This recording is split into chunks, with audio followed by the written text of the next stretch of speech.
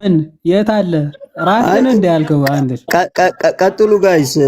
ወደፊት በደንብ ስላሳለፍኩትኝ ወደኋላ መመለስ አሁን አልችልም። አውራ ቆይ። እሺ ኤኒዌይ ልጠቅልለውና በአጭሩ እውነት ለመናገር የሆነ ጽዋ ስለተባለ የጽዋ ማህበር ነው እያለ የሚተረጉ ሊቀ ሊቃውንት እየተባለ የሚጠራ ከሆነ በጣም አደጋ ላይ ነን እውነት ለመናገር። እሺ ጽዋ ባየ ቁጥር ጽዋ ማህበር ነው የሚል ሊቀ ሊቃውንት በጣም ከባድ ነው። ይህን ጽዋ አንስቶ ሲል ማቴዎስ ወንጌል ራሱ ቢጠቀስለት ይህን ሰው ነገም ጽዋ ማህበር ነው ከማለት አይመለስም። በጣም ከባድ ነው። ማቴዎስ 26 አለመድረሱ ጠቀመው ትላለህ። እውነት ለመናገር እንዲህ ብለን ስንናገር ይሄ ሁሉ ይዋዲ የጽዋ ፍቅር ነው እኮ ይህ ደጀ ሰላም ነው እንዴ ያገኘው ያስበላል እኮ እንዴ እንትን ማለት አይደለም ማናናቅ አይደለም። ግን ሰው በጣም ትዕቢቱ ከተወጠረና እንደው እኔ አባ ገብረ ኪዳን ሊቀ ሊቃውንት ናቸው። ትህትናቸው ለመማር ያላቸው ፍቅር እና ለክርስቶስ ያላቸው ፍቅር ስትመለከት በጣም ያስደንቃል። እውነት ለመናገር የሚያስገርም ነው። እንደነዚህ አይነት ሰዎች ደግሞ ማለት ትናንት ሊቀ ጳጳስ ፓትርያርክ የሚያክሉ ታላቅ አባት ምንም ይሳሳቱ ምንም ያጥፉ በእንደዛ ከፍ ዝቅ እያረገ ሲሳደብ የነበረ ሰው ገና ለገና ማይክ ሲጨብጥ መሳት ጀምራል ተሳስተሃል ሲባል እንዲህ ቃሉ የማይቀበሉ እንዲህ ትርጓሜ ያልገባቸው ምናምን ብለህ ለመሳደብ መጀመሪያ አንድ ፊደል ሳታነብ እንዲህ ያልገባቸው እንዲህ ብለህ የቲክቶክ ጎረምሶች ምናምን እያልክ ለመሳደብ መሞከር በጣም ነውር ነው። እውነት ለመናገር ጽዋ እና ጽዋ ማህበር ሳንለይ እንደዚህ አይነት ትችት ውስጥ መግባት በጣም ሼም በጣም ነውር ነው። እውነት ለመናገር ማለት ነው። ሶ የምር እንደዛ ብሎ ከሆነ የምርም የአንደኛ ቆሮንቶስ ምዕራፍ 10 ከቁጥር 21 አካባቢ ያለውን ሐሳብ የጽዋ ማህበር ነው ብሎ ከሆነ አገኘው እስቲ አገኝቶታል። እሺ እንስማ። አይ እሱን ሳይሆን አሁን ያገኘሁት አባ ጊዮርጊስ ላይም መነፈቀበት ሰውየው ጠረጴዛ ያለው ታቦቱን አይደለም አለ የአባ ጊዮርጊስን አርጋኖንን ማለት ነው። ይሰማችኋል? ድምጽ አንተ ይሰማል? እሺ ከፈተው አንተ። እሺ ልከፍተው ነው በቃ መስማታችሁ ነው ዋናው። ታላቁ የቤተ ክርስቲያናችን የሃይማኖት አባት ሊቅ ኢትዮጵያዊው ቄርሎስ የሚባለው አባ ጊዮርጊስ ዘጋስጫ የተናገራቸውን በመጽሐፈ ምስጢር ላይ የተናገራቸውን ጥያቄዎች የጠየቁን ሰዎች አሉ። እሱን ደግሞ እንዲህ ይላሉ። ነአምን ከመ ፍጹም ሥጋሁ ወደሙ ለክርስቶስ ህብስተ ቁርባን ወደመ ወይን ዘዲበ ጠረጴዛ ዘይትቄደስ በዲቤሁ በከመ ይቤ እግዚእነ በእንተ ሐዋርያቲሁ ወቦሙ አነ እቄድስ ርእስየ።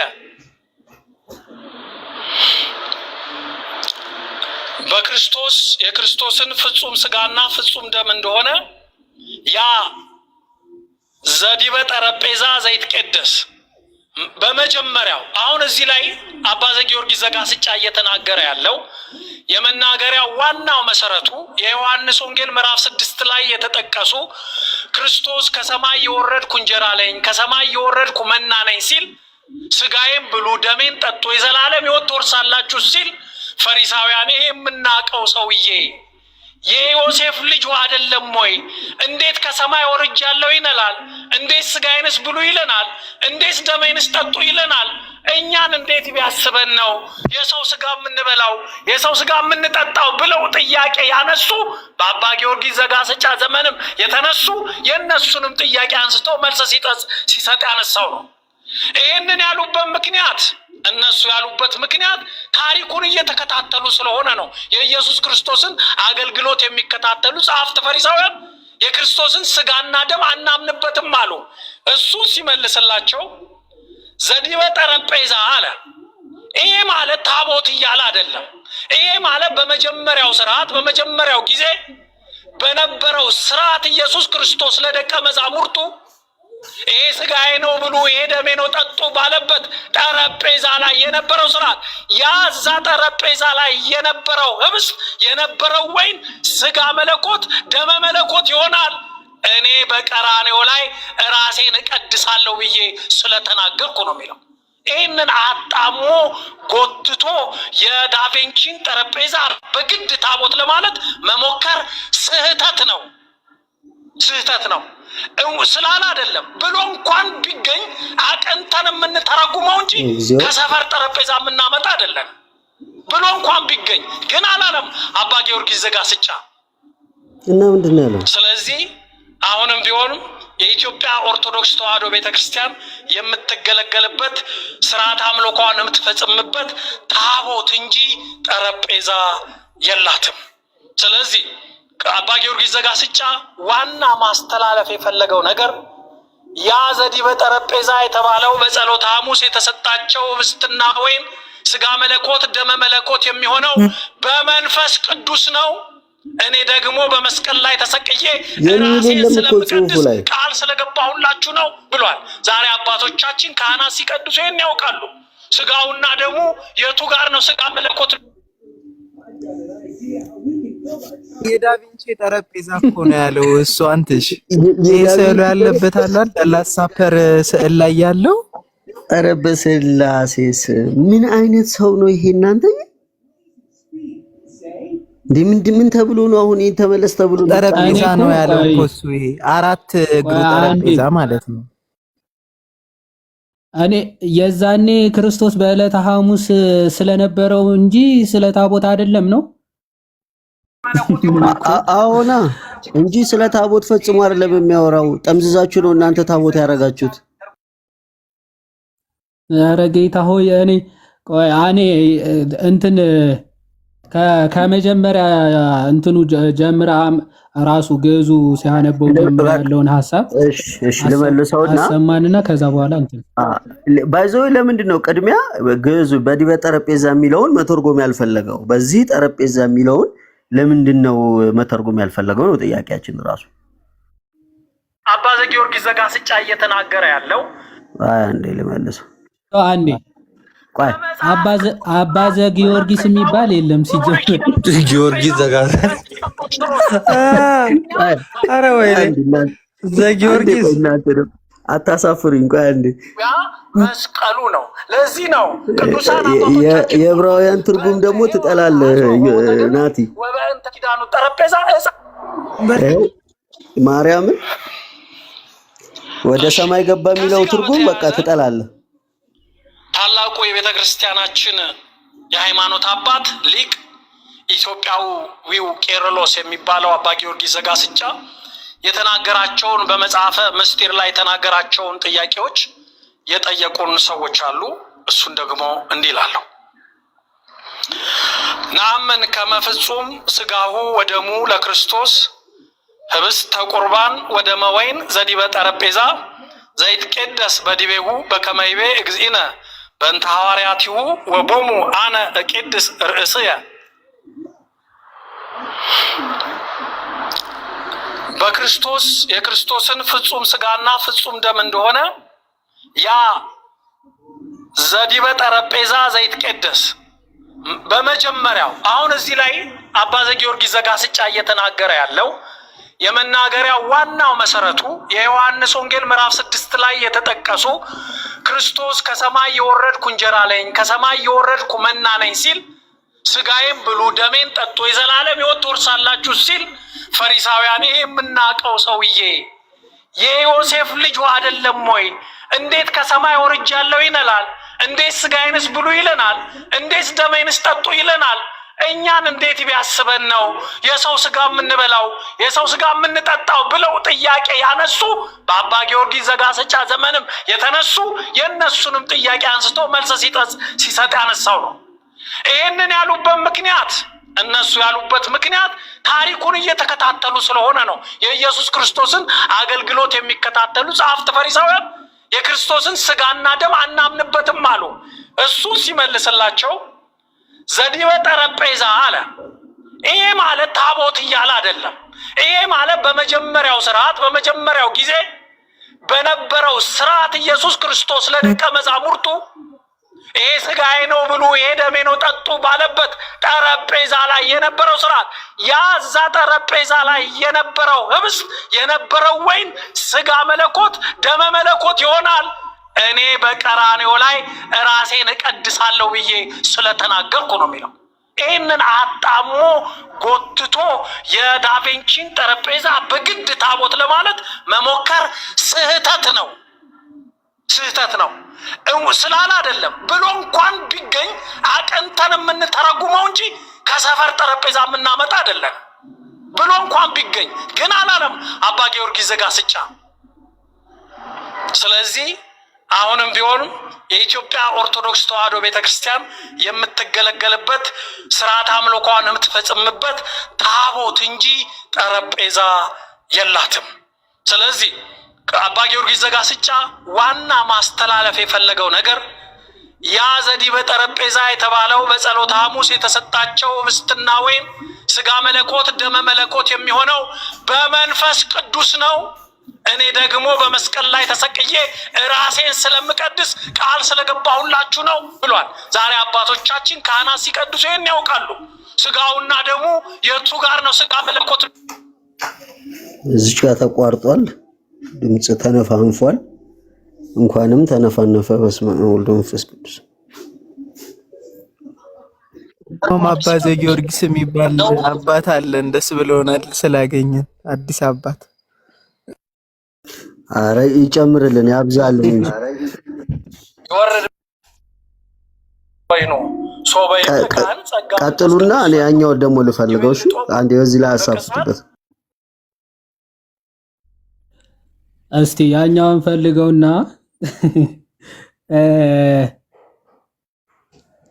እንደው በጣም እኮ የሚገርም ነው በእውነት ለመናገር። እኔ እንደዚህ አይነት ስነ አፈታት ጭራሽ ሰምቼም አይቼም አላቅም። አባ ጊዮርጊስ ዘጋስጫ ያንን እንትኑ ወይም ደግሞ ክርስቶስ ያቀረበበትን በዛን ሰዓት የነበረውን ነው እንጂ እያሉ ያሉት ይሄኛው አሁን የምንጠቀመው ታቦቱን እሱን እያሉ አይደለም በጭራሽ። እንደው ብለው እንኳን ቢሆን አቅንተን ነው ምን ተረጉመዋል። አሁን አባ ጊዮርጊስ ዘጋስጫ አጣሞ ጽፈውት አንተ አቅንተህ ልተረጉ እኔ ይቅርታ አንተ ምንለው እንግዲህ ትረዱናላችሁ ብዬ አስባለሁ። እንግዲህ እንደዛ እንኳን ቢሉ እኛንን አቅንተን የምንረዳው አለ። ማን አንተ ማለት የምታቀነው እንዴ? ሲቀጥል ስርዓተ ቅዳሴ እኮ ባይዘው ያንን ጠረጴዛ ሳይሆን እንደው ቃል በቃል ያዕቆብ ዘስሩግ ቅዳሴ የአርጋኖንም ቀጥታ አመጣላችኋለሁ ምን እንደሚል። ቅዳሴ ያዕቆብ ዘስሩግ ምንድነው የሚለው? እንደዚህ እኮ ነው የሚለው፣ አቤቱ የማትፈርደውን ይሁዳ ደፈረ፣ በሐና ዘንድ ተሰደብ፣ በቀያፋም ዘንድ ተናቅ፣ በጲላጦስም ዘንድ ተዋረድክ፣ ከወንበዴዎችም ጋር ተቆጠርክ ይልና ያን ጊዜ አርብ ክፉዎች አይሁድ በእንጨት ላይ ሰቀሉ። በሉ ስሙ በደንብ አሁን በዛን ሰዓት ሐሙስ ላይ የነበረው ነው እንዳይል ተመልከቱ። አርብ ክፉዎች አይሁድ በእንጨት ላይ ሰቀሉ ይልና እኛ በዚች ጠረጴዛ ላይ ነው የሚለው። አሁን በዚች የሚለው አሁንም ለዕለተ ዓርብ በዕለተ ሐሙስ ነው እንዳይል እኛ ነው የሚለው። ሲጀመር እኛ በዚች ጠረጴዛ ላይ እጆቻችን አንስተን በምናደርገው በዚህ ትምህርተ መስቀል አምሳል ከዛ ህብስቱና ወይኑ ማለት ነው ቀይረው እያለ ወደ ታች ይመጣል። ከሞትና ከትንሳኤ ጋር አንድ አድርገው ከዚች ጠረጴዛ እኛ በመስቀል አምሳል ብሎ ቀጥታ እኛ በዚች ጠረጴዛ ይላሉ። እዚች እያሉ ያሉት ለዕለተ ሐሙስ ነው ወይስ ደግሞ በቅዳሴ ሰዓት መስዋዕት የሚሆነውን የክርስቶስ ስጋ የሚፈተትበትን ታቦቱን ነው? በዚህ ጠረጴዛ እኛ መስቀል በትምህርተ መስቀል አምሳል እየተባለ ያለ። እሺ መጽሐፈ አርጋኖን እዛው እንትን ልበልና ወንድሞች ትቀጥላላችሁ። እኔ በጣም እኮ የተቸገር ነው። ማንም እየተነሳ እንደው ላለመሸነፍ ሲባል መጻሕፍትን እንደፈለክ መተርጎም ከሆነ የተቸገርነው። መጽሐፈ አርጋኑን እንዲህ ብሎ ቃል በቃል ይናገራል። ብዙዎች ነቢያትና ጻድቃን አንቺን ሊያዩ ወደዱ፣ አላዩም። ምሳሌሽን እንጂ የልጅሽን የመለኮትነቱን ምስጢር ያየን እኛ ግን የልጅንሽን የመለኮትነቱን ምስጢር ያየን እኛ የክርስቶስን የመለኮቱን ምስጢር አይተናል። እንዴት ነው ያየነው? በቅድስት ጠረጴዛ ስጋውና ደሙ ቁርባኑን ተቀበልን ይላል። ኦኬ፣ በቅድስት ጠረጴዛ ምን ስጋውና ደሙ፣ ይሄም ምንድነው? ቁርባኑን ተቀበልን ይላል።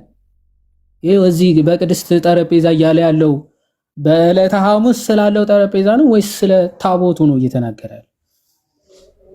ይሄው በዚች ቅድስት ጠረጴዛ የልጅሽን የመለኮትነቱን ምስጢር አየን ነው የሚለው። ያየነው ደግሞ የጌታችን የኢየሱስ ክርስቶስ ስጋውና ደሙን ይህም ቁርባኑን ተቀበልን እኮ ነው የሚለው። ቁርባን ቤት በጠረጴዛው ኦኬ። እዛው ለእስራኤል ቅዱስ ንጹሕ ምስጢር የሚሰራባት ቅድስት ጠረጴዛ ይላል። ምስጢር የሚሰራባት ቅድስት ጠረጴዛ የሚለው ታቦቱን ነው። የሐዲስ ኪዳን መስዋዕት መዓዛ የሚሰምርብሽ ንጽሕት ጠረጴዛ ይላል። የሐዲስ ኪዳን መስዋዕት የሚቀርብበት ጠረጴዛ የሱ ምሳሌ ነች ድንግል ማርያም፣ የታቦት ምሳሌ ነች አይደል? የክርስቶስ ስጋና ደም የሚፈተትበት የዛ ቅዱስ ምስጢር የሚፈጸምበት የጠረጴዛው ምሳሌ ነሽ ይላታል ድንግል ማርያም። አሁን ድንግል ማርያም ንጽሕ ጠረጴዛ ስላላት በዚህ ሰው አነጋገር ድንግል ማርያም ማቃለል ነው። ኦኬ፣ እዚህ እንደው ምንድነው ባናፍር ምንድነው ባናውቅ እንፈር ማለት አለማወቅ ኃጢአት አይደለም። ማፈር ግን በቃ ትልቅነት ነው። የማናውቀውን ነገር ዝም ማለት ትልቅነት ስለሆነ ማለት ነው። እና ይሄን ለማለት ነው። ቀጥሉ። እሺ እዚሁ ላይ እንዳላችሁ እቺ ልጨርስላችኋ አይሻልም? እንደዛ ነው የሚቀለው። አድምጧት። መስዋዕት የሚሰውበት ጠረጴዛ ተገልብጧል፣ ወጥቷል። ታቦቱ ግን ታቦተ ምጽዋ አልተነካም ወገኖቼ። ስለዚህ የአጋንንትን ጽዋ ከጌታ ጽዋ ጋር የጌታን ማዕድ ከአጋንንት ማዕድ ጋር አትደባልቁ የሚለው ከስጋው ደሙ ጋር አይገናኝም፣ ከታቦት ጋር አይገናኝም፣ ከስርዓተ ታቦት ጋር አይገናኝም። እሱ ሌላ ነው። ጠረጴዛ ብሎ ለመጥቀስ የሚያስችል አይደለም። ከእውቀት ማነስ የመጣ ጥያቄ ነው። እሺ እና እንግዲህ ሰዎች እና ሌላ ነው ምንድነው ታዲያ? ምንድነው? ቅድም ናቱ በደንብ አስደምጦት ነበር። እዚህ ጋር የተቆረጠ ፓርት አለውና ድንገት ዩቲዩብ ላይ ላይቭ ላይ እንዳለ የቆረጡት ነገር አለ ቪዲዮ እዚች ጋር ከዚህ በፊት እና እዛ ላይ ሆናል የተናገረው። ናቱ ያ ድምጽ ካለ እስኪ በእናትህ የቀደቡ ክፈተው። እሱ ነው የበለጠ የሚያብራራው። ናቱ አሁን እንብላ። ያ ጽዋን አገኛን ሰው እኔ ጽዋው ላይ ነኝ። በቃ ይሄንን መብል ነው ያለው። አሁን የምበላውን ቆሮንቶስ ላይ ያለው ይሄኛው ጽዋ ነው። መንደር ለመንደር ያለውን ጽዋ ቴሌግራም ላይ እንትን ብለዋል እንዴ ናቱ?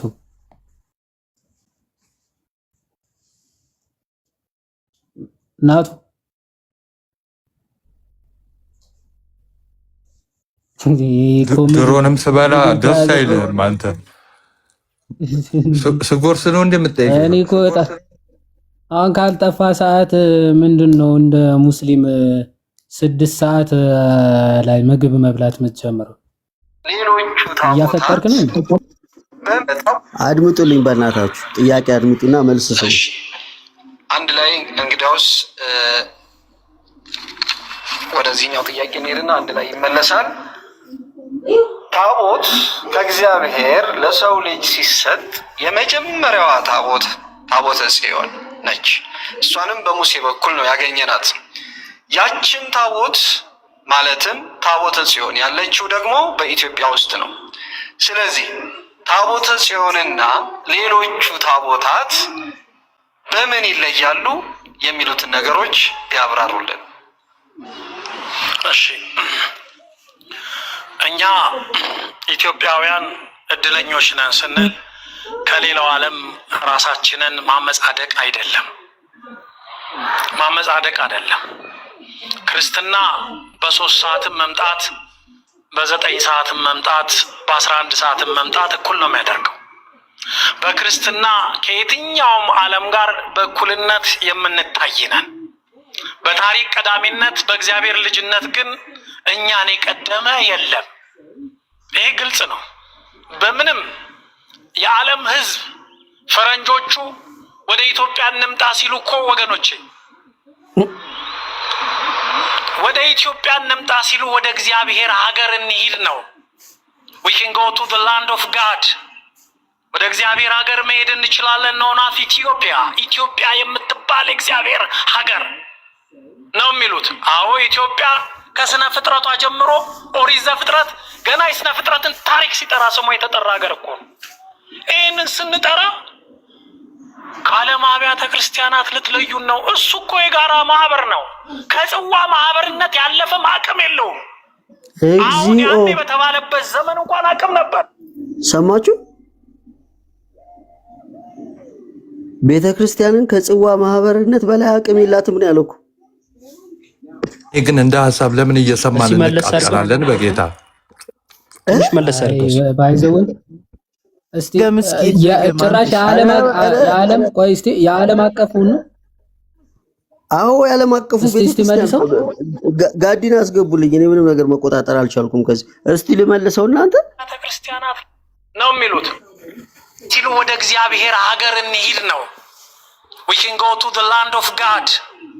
ወደ እግዚአብሔር ሀገር መሄድ እንችላለን ነው። ናት ኢትዮጵያ የምትባል እግዚአብሔር ሀገር ነው የሚሉት። አዎ ኢትዮጵያ ከስነ ፍጥረቷ ጀምሮ ኦሪት ዘፍጥረት ገና የስነ ፍጥረትን ታሪክ ሲጠራ ስሙ የተጠራ ሀገር እኮ ነው።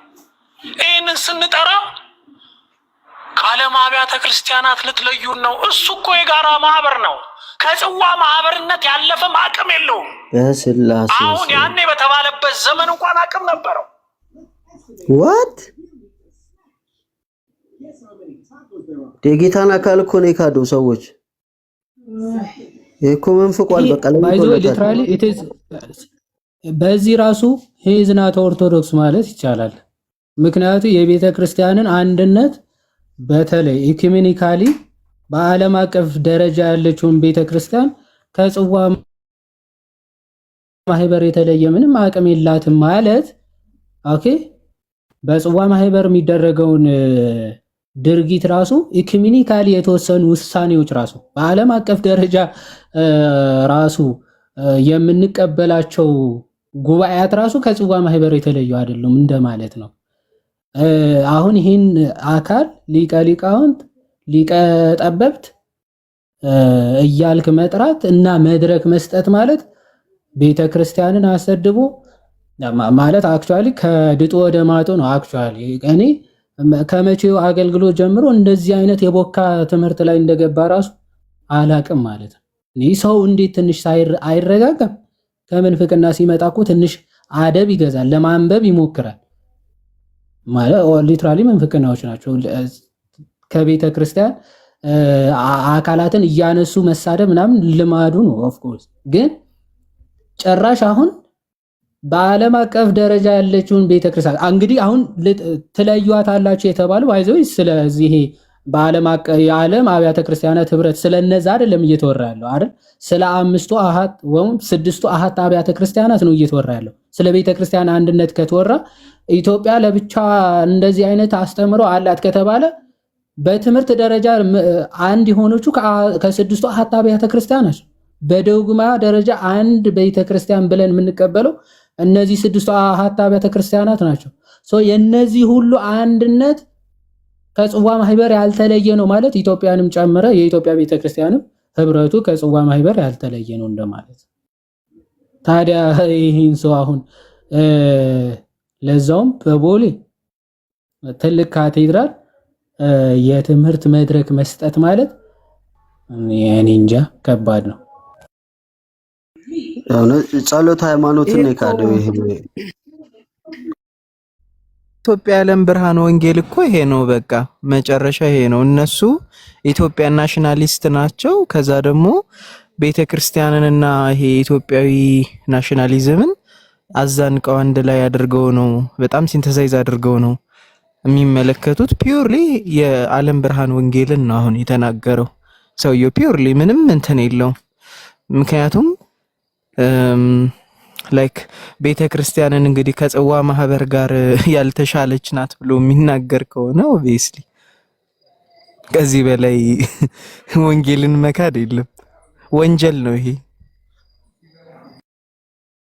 ዓለም ብርሃን ማለት እኮ በጣም እኮ ጨዋታ የሆነ ግሩፕ እኮ ነው። ታስታውሳላችሁ የሆነ ጊዜ ስለ እንትን ሲለቀቅ ወደ 4 ሰዓት ምናምን ቮይስ ነው የሚለቀቀው ማለት ነው።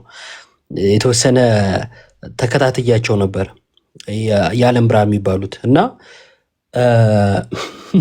መልእክት ተቀብዬ የመጣው ያላቸው ሰው ያላቸው ለሆነ ደቂቃ ነው፣ ለሆነች ሰዓት አክሱም ጽዮን ሄጄ ያገኘሁት አይነት ነገር አላቸው። ማንን? ንጉሱን፣ የሚመጣውን ቴዎድሮስን። ከዛን እሱ ግን ለረጅም ጊዜ 4 ሰዓት ያወራባቸዋል። እንዲህ ብሎኝ በኋላ ሲጣራ እኔው ነኝ አላቸው ማለት ነው። ከዛ ምን ብለው መጡ? ገብስ አጠራቅሙ፣ ባንዲራ በር ላይ ስቀሉ፣ ማዕቱ ሲመጣ በራችሁ ላይ ባንዲራ ካለ ያልፋችኋል የሚል የህፃን ጨዋታ ብዙዎችን ከስራ እንዲወጡ ያደረገ ጅላጅሎቹ እውነት ለመናገር ስራቸውን የለቀቁ ሁሉ አሉ። እና እንደዚህ አይነት ግሩፕ መከተል አይምሮ ቢስነት ነው፣ ሌላ ምንም አይደለም። አይምሮ ማጣት ነው። እህተ ማርያም በሏቸው፣ በቃ ያው ናቸው፣ አንድ አይነት ናቸው። እሷ በሴቷ መጣች፣ ያኛው በወንዱ ይመጣል ተባለ። እነሱን የሚከተሉትን አስቧቸው እንግዲህ። ይሄ ሰው ማለት እዚህ ትልቅ ቦታ ተቀምጦ ይህንን ስም ይዞ ስም ላይ ቅድም ብያችኋለሁ፣ ለማንም እያነሱ የሚለጥፉት ስም ይኸው እንደዚህ ዋጋ ያስከፍላል። ገና ወደፊት ማለት ነው፣ ወደፊትም ዋጋ ያስከፍላል። ርዕሰ ሊቃውንት አሉት። የሊቃውንቱን ትምህርት የአባቶችን ትምህርት እንደዚህ እየረጋገጠ ስሙን ይዞታል። የሰጡት ሰዎች ይፈሩበት እውነት ለመናገር እና ኢትዮጵያን የመስበክ ማለት ኢትዮጵያ የሚለው ይሄ ኢትዮጵያን ጥላቻ አይደለም፣ ግን ደግሞ ኢትዮጵያን ከሌሎች ሁሉ ለይቶ ሌሎች ጋር የለም እኛ ጋር አለ፣ ሌሎች እምነት የላቸውም እኛ አለን፣ ሌሎቹ የራሳቸው ጉዳይ። ባለፈው አልሰማችሁ? ቢኖራቸውም የራሳቸው ጉዳይ ነው ያለው፣ እህት አብያተ ክርስቲያናትን ማለት ነው። አሁን ደግሞ በከባዱ ምን አለ? አንዲቷን ቤተክርስቲያን አንዲት ቤተክርስቲያን አለች ምናምን ብለን ብዙ ትምህርት የምናወራላትን ጳውሎስ የእውነት አምድ ያላትን ቤተክርስቲያን ከጽዋ ማህበር የተለየ ሚና የላትም ማለት ይሄ ምንፍቅና ነው፣ ስድብ ነው ይሄ እና በሽታም ጭምር ነው። እንደ ቀላል የሚታይ ነገር አይደለም። ሰው ከቤተክርስቲያን አስተሳሰብ በራቀ ቁጥር ግለኝነት ነው የሚይዘው። ፕሮቴስታንት ውስጥ የምናየው ማለት ነው። ቤተክርስቲያን የሚለውን መቀበል አይፈልጉም። እንደፈለክ ተርጉም፣ እንደፈለክ ተረዳ፣ አንተ ያልከው የራስ መብት ነው፣ እንደፈለክ ማመን ትችላለህ፣ ዋናው እኔ ጴንጤ ነኝ በል አይነት አለ አይደለ? በቃ እንደዛ ነው የሚወስደው። ከቤተክርስቲያን ሰውን እየነጠለ ነው። ከዛን ሰው ደግሞ የሚነካው ያው ግልጹን ስናወራ ኢትዮጵያ ሲባልና ማርያም ሲባል ኦርቶዶክሳዊ የሚነካ ጎን አለው። ከዛስ ትምህርቱን ምኑን ርግጥ አድርጎ ትቶ ዝም ብሎ አይን ጨፍኖ መከተል ይመጣል ማለት ነው። ለዚህ ደግሞ ካሁኑ ምላሽ መሰጠት አለበት። ከላይ ያሉ አባቶች ኃይል ይሉት ይገባል። ይሄ ፍሬን የበጠሰ መኪና በሉት፣ በቃ ያገኘውን ነው የሚረግጠው። የምላስ ችግር ደግሞ የለበትም። እሱን በደንብ ተጠቅሞታል።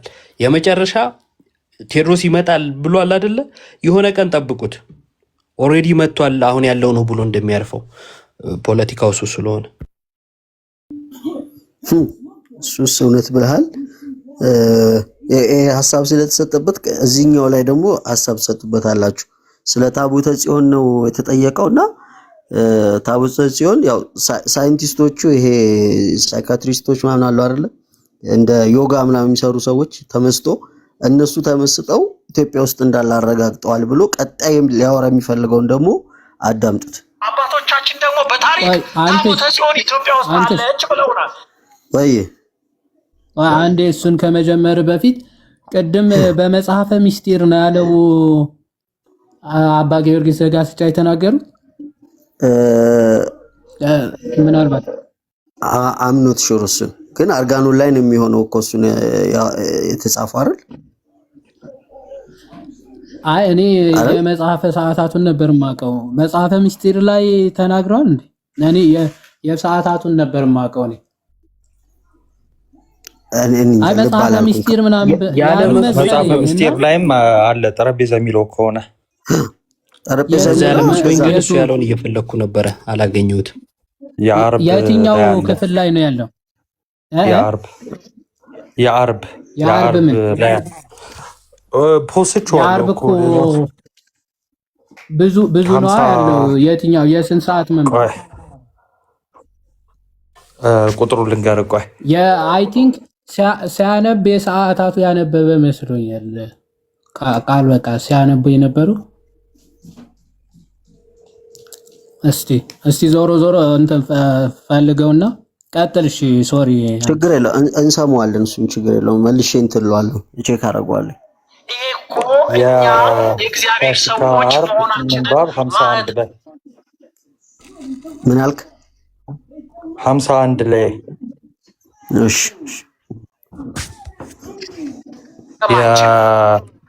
አሁን የታቦተ ጽዮን አስፈላጊነት ምንድነው? የታቦተ ጽዮን አስፈላጊነት እንደ አዲስ ኪዳን እንደሌላው እንደ መድኃኔዓለም እንደ ማርያም ታቦት የአዲስ ኪዳን ታቦት ነው። አሁን ታቦተ ጽዮን ከኛ ጋር አብሮ ወደ ክርስትና የመጣ ታቦት ነው። ዳሩ ግን አባቶቻችን ምንጫችን፣ ማስረጃችን፣ ማሳያችን ስለሆነች ጠብቀዋታል። የጠበቋት ቅርስ ነው ብለው አይደለም። የጠበቋት ሊያስጎበኙ አይደለም። አየው የሚልም የለም። ብፁዕ ቅዱስ አቡነ ጳውሎስ በረከታቸው ይደርብንና በነበሩበት ዘመን ታቦተ ጽዮንን ለዓለም አስተዋውቃለሁ ብለው በሚዲያ አስነግረው ነበር። በማግስቱ አባቶች አይሆንም አሏቸው። በቃ እናንተ ያላችሁት ይሁን ብለዋል። የታቦቱ አስፈላጊነት የአዲስ ኪዳን አገልግሎት ነው። አዎ ታቦተ ጽዮን ብቻ እኮ አይደለም። ብዙ ታቦታት እንደዚሁ የተቀመጡ እኮ ጥንታዊ ታቦታት እኮ አሉን ኢትዮጵያ ውስጥ። ከታቦተ ጽዮን በኋላ ብዙ ጥንታውያን ታቦታት አሉን። እኛ ኢትዮጵያውያን ቤተ ክርስቲያን ውስጥ ያለውን የአዲስ ኪዳኑን ታቦት የቀረጽ ነው እንዲቀረጽ ያደረግነው ማስረጃ ይዘን ወርዱን ይዘን ይዘቱን ይዘን ርዝመቱን ይዘን የቀረጽነው እኮ መነሻችን ታቦተ ጽዮን ነው። ማስረጃችን ታቦተ ጽዮን ናት። ስለዚህ ታቦተ ጽዮን አገልግሎት አሁንም አክቲቭ ነው። የግዴታ የብሉይ ኪዳን መስዋዕት ይሰዋባት ነበርና የአዲስ ኪዳን መስዋዕት አይሰዋባትም አይባልም። እያልኳችሁ እየሰማችሁ ነው የምለው። በመጀመሪያም ቀዳማዊ ምኒልክ ከኢየሩሳሌም ሲያመጣት እኮ ታቦተ ጽዮንን ሌላ ቀርጾ አስቀምጦ እኮ ነው ያመጣው። ስለዚህ ለምንድን ነው ይሄ የእግዚአብሔር መንፈስ የፈቀደው ነው። አንዳንድ ጊዜ አንዳንድ ሰዎች ታቦት ሰርቃችሁን ያመጣችሁት ይለናል። ሰርቀን አይደለም። ታቦቷ ወደ እግዚአብሔር እንድትመጣ ፈቃደ እግዚአብሔር ስለሆነ ነው። የዮሐንስ ወንጌል ምዕራፍ 19 ላይ ሊቀ ካህናት ቀያፋ ነበር። ቀያፋ ይባላል። ኢየሱስ ክርስቶስ ምን አለ? እሱ መጉዳቱ ነው። ህዝብ ከሚታወቅ ስለ ህዝቡ አንድ ሰው ቢሞት ይሻላል። እሱ ክርስቶስን መጉዳቱ ነው። ግን ወንጌላዊው ሲጽፍ ምን አለ? መንፈስ ቅዱስ ነው ያናገረው ይላል። ለጉዳት የተናገረው ለሱ ቢመስለው ያናገረው ግን ምንድነው? መንፈስ ቅዱስ ክርስቶስ በአመፀኞች ሳይሆን በሊቀ ካህናቱ እንዲሰዋ ስለተፈለገ ነው። ልክ እንደዚሁ አንዳንዶች ታሪክ ያላወቁ ታቦት ሰርቃችሁ አመጣችሁ ይለናል። ሰርቀን አይደለም፣ መንፈስ ቅዱስ ስለፈለገ። መንፈስ ቅዱስ ኢትዮጵያውያንን ሊጠብቅ ስለወደደ ወደፊት የእግዚአብሔር ሀገር የእመቤታችን ሀገር የኢየሱስ ሀገር ኢትዮጵያ እንድትሆን እግዚአብሔር ስለፈቀደ ክብር ምስጋና ለመድኃኔዓለም ይሁን። ኧረ ይጨበጨባል ጋይስ። ያዙና እዚህ ላይ ሀሳብ ይሰጠው መጨረሻው ራሱ አንድ ቆይ። አይ ሀሳብ እየረዘመ እንዳይሄድ። እሺ የእመቤታችን ሀገር የኢየሱስ ሀገር እንዲሆን የተባለው ላይ ራሱ ሰላም ብያለሁላችሁንም። እንዴት ናችሁ? እሱ ላይ እስቲ ሌሎቹ የአላህ ሀገር ናቸው እንዴ? አልገባንም። ምንድነው? ስማ ስንዱ በወንዱ መጣብን እኮ ሆነ። ስንዱ ነው ስሟ ያቺ። አረ ስንዱ ያራዳ ልጅ ናት ወዳጄ። እንደዚህ እኮ እሷ አውደ ምሕረት ላይ አታወቃ እንዴ ጋዲ ጸዴ መቋሚያ ይዛ መጣ እኮ ነው እሪ የምትለው እሷ። ወይ ስድሮ የኢትዮጵያ አምላክ ይመስገን የኤርትራ አምላክ ይመስገን የሚለው ትዝ አለኝ። ያቺ ዘማሪ ማናት? የእንትና የዶክተር እንትና ሚስት የነበረች። እስቲ ለማንኛውም ሀሳብ ስጡበት። ወንድማችን እብነ ሐኪም ቅድም አይኩም ሲያበራ ነበር መሰለኝ። ቀጥሉ። እሺ ጋዴ ቴንኪው እግዚአብሔር ያክብረልኝ። ሰላም ብያለሁ። ሁላችሁንም ሀሳብ መስጠት ከተቻለ ልሰጥ ነበር። ሰውየው በእርግጥ ብዙ ጊዜ ይስታል። 1 2 3 ጊዜ እንግዲህ አውደ ምሕረት ላይም አጋጥሞ የነበረን። አሁን የተነሳው ላይ ግን ስፔሲፊካሊ እንደው የትኛው ነው መንፍቅና የሚለውን ፖይንት አውት ለማድረግ የተወሰነ እንደው ሀሳብም ብሰጥ ብዬ ነው። አንደኛው ቅዱስ ስጋና ክቡር ደሙን መስዋዕቱን ማለት ነው የአዲስ ኪዳኑን መስዋዕት የሚያከብረው ታቦቱ ነው ወይስ መስዋዕቱ ነው ታቦቱን የሚያከብረው?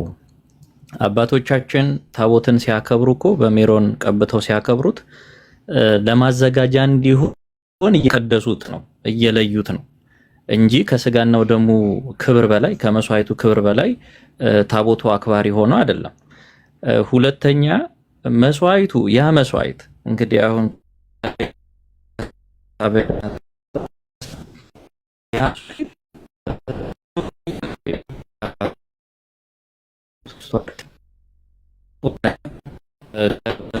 የሚሰጠው የተለያየ ነው። ጭራሽ ሊሆን አይችልም መቼም። አሁን ታቦት ስለሆነና ስላልሆነ የሚል እንደው ትንሽ ሰነፍ የሚመስል ሀሳብ ውስጥ ገባ እንጂ ሰውየው ይቆራረጣል እንዴ? ምናልባት እሰማለሁ። አሁን ደህና ነው። ቀጥል። ኦኬ።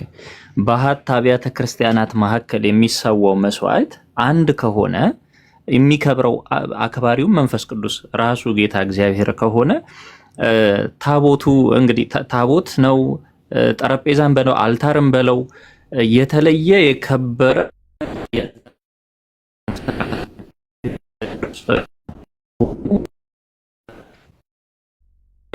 ኔትወርክ ትንሽ እኔ መስሎኝ ነበረ ኔትወርክ ይቆራረጣል።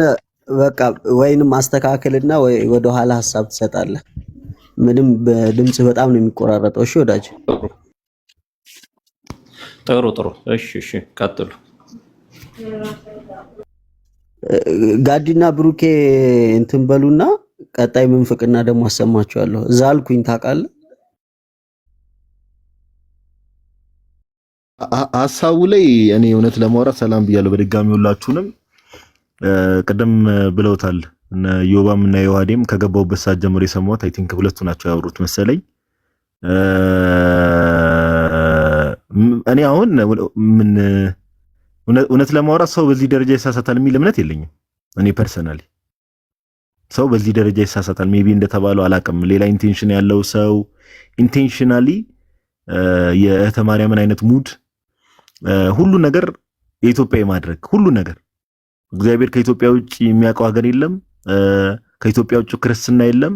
ኢትዮጵያ ብቻ ናት የምትጸድቀው። እንደዚህ አይነት ማይንድ ሴት እና ትምህርት ያላቸው አይነት ሰዎች አሉ። እንደዚህ አይነት እምነት የሚመስል ያላቸው ሰዎች እና ይሄ ባይዘው እንደዚህ አይነት እምነት ያለው ሰው ካለ በሽታ ነው። ኦኬ እንደዚህ ቦስት ማድረግ ባይዘው ለማንም ጠቅሞም አያውቅም። ኢትዮጵያ የእግዚአብሔር ሀገር የሚለው ኢትዮጵያ ኦፍ ኮርስ የእግዚአብሔር ሀገር ናት፣ ግን ኢትዮጵያ ብቻ አይደለችም። በቃ ጥንቃቄ ይፈልጋል አንዳንዴ እና ቦስት ሲደረግ ራሱ እንዲህ ታሪክ እኮ ስንመለከት ጋይስ የድሮ ኮንስታንቲኖፕልን እኮ ማንሳት ይቻላል። ፕሬዘንት ዴይ ተርኪን እኮ አሁን ዛሬ ቱርክ የምንላትን ሀገር ብንመለከታት እኮ ክርስትና ውስጥ ምን ያህል ታሪክ የነበራት ሂስትሪ የነበራት ሀገር ነው። ዛሬ ያለችበትን እንመለከታለን። እና ሰው በቅድስናና በጽድቅ ሕይወት እስካልተመላለሰ ድረስ በቃ እሱን ዋናው ነገር ማተር የሚያደርገውና ዮባ ኮሜንት ላይ ያስቀምጡታል። ሶላ ኢትዮጵያ የሚል በቃ ትክክለኛ አገላለጽ ነው በቃ።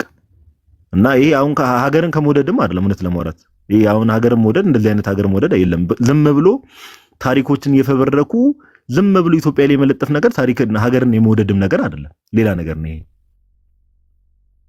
እንግዲህ ታቦቷ የመጣችው አለ ምን አለ የብሉይ ኪዳኑ ታቦት የእመቤታችን ሀገር የኢየሱስ ሀገር እንድትሆን ኢትዮጵያ ምንድነው? አሁን እሺ ጌታችን ኢየሱስ እኮ በስጋ የተወለደው እስራኤል ውስጥ ነው። እመቤታችንም እዛው ነው የተወለደች። ምንድነው አሁን ይሄ ኤክስፕሬሽን ራሱ ምንድነው? አሁን አልገባኝም። ወይ ደግሞ ክርስቶስ ኢየሱስን የሚከተሉ ህዝቦች ለማለት ከሆነ አንዳንዴ ለስቴትመንታችን መጠንቀቅ ያስፈልጋልና እኔ አሁን አንተሽ በጣም ብዙ ነገር ነው ሲሳሳት የሰማ ነው። የሚያናደው ነገር ቀደም ይዋዴ ብሎታል እግዚአብሔር በሚያውቀው የሚያናደው ነገር እኔ አሁን እንግዲህ ይዋዴ ካልተሳሳትን በስተቀር በቦሌ መድኃኔዓለም ስብከተ ወንጌል ኃላፊ መምህር ጳውሎስ ናቸው አይደል? አዎ እኔ እሱን ነው የማውቀው። ግን ከሀገር ውጭ ናቸው አሁን እዚህ የሉም። አዎ ከሀገር ውጭ ናቸው ብትል ነው የሚሻለው። አዎ ከቅድስቷ ሀገር ውጭ ናቸው። እናት ዓለሚት አሜሪካ ናቸው። እንዴ ከሀገር ውጭ ናቸው? አይ ናቸው፣ ፍሬ ናቸው። መምህር ጳውሎስ ናቸው ስብከተ ወንጌል ኃላፊ ቦሌ መድኃኔዓለም። እኔም እንደዛ ነው የማውቀው ቅርብ ጊዜ የተቀየረ ነገር ከሌለ እና ምንድነው አውደ ምሕረት አሁን አንዳንድ ሰው ትልቁ ችግር እኮ ሰው ለምሳሌ የሆነ ነገር ተሳስቶ በስሜታዊነት አንዳንድ ሰው ለምሳሌ ልክ ማይክሮፎን ሲይዝና አውደ ምሕረት ሲይዝ በስሜታዊነት የሚያወራ ሰው አለ። በቃ ስሜታዊ ሆነ ኢሞሽናል ይሆናል። ግን መለስ ብሎ ደግሞ የተናገርኩት ነገር ልክ አይደለም፣ ኦኬ ይሄን ነገር በዚህ መልኩ ማስተካከል አለብኝ። ሰው ይቅርታ መጠየቅ ቢያቅተው ሰው ይቅርታ ልብ ባይኖረው በቃ እዚህ ጋር ተሳስቻለሁ ማለት ኢጎ እንኳን ቢኖርበት አትሊስት ባለፈው ያስተማረውን ነገር በዚህኛው ዙር አስተካክሎ ያስተምራል ቢያንስ። ወንድማችን ግን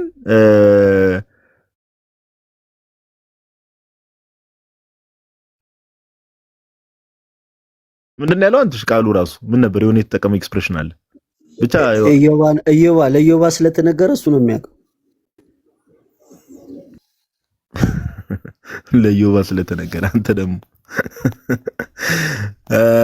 እና ብቻ ዞሮ ዞሮ ምንድነው ዕውቀት የሌላቸው ሰዎች ናቸው እንደዚህ አይነት ነገር ከታቦቱ ጋር በተገናኘ እንግዲህ እዚህ ቲክቶክ ላይ ቪዲዮ የሰሩበትም ወንድሞች የጻፉ መምህሮችም መምህራንም ምናምን አሉ። ሁሉም ማስረጃ ጠቅሰው ነው እንደው ዝም ብሎ በስሜታዊነት የጻፈበትም ሰው ማስረጃ ጠቅሶ ኦኬ በቤተክርስቲያናችን ጠረጴዛ ተብሎ እንደሚጠራ ሌሎች አብያተ ክርስቲያናት ኢቭን ታቦት እያሉ አርክ እያሉ እንደሚጠሩት ይሄን ሁሉ ነገር ማስረጃ ቀርቦ ነውና ግን ዕውቀት የጎደላቸው እና አሁን እኔ ሰውየው ላይ የሚታየኝ ሁለት ነገር ነው ተባለው ወይ ኢንቴንሽናሊ ነው ይሄን ነገር አቴንሽን ሲከር የሆኑ ሰዎች የማያደርጉት ነገር የለም። አንዳንዴ እግዚአብሔርን ፈራ እግዚአብሔር የሚባል ነገር ስለሌለ አቴንሽን ሲከር የሆኑ ሰዎች በእግዚአብሔር አውደ ምሕረት ላይ ቆመው ራሱ እነሱ መነጋገሪያ መሆን ሲፈልጉ የማይሆን ነገር ይላሉ።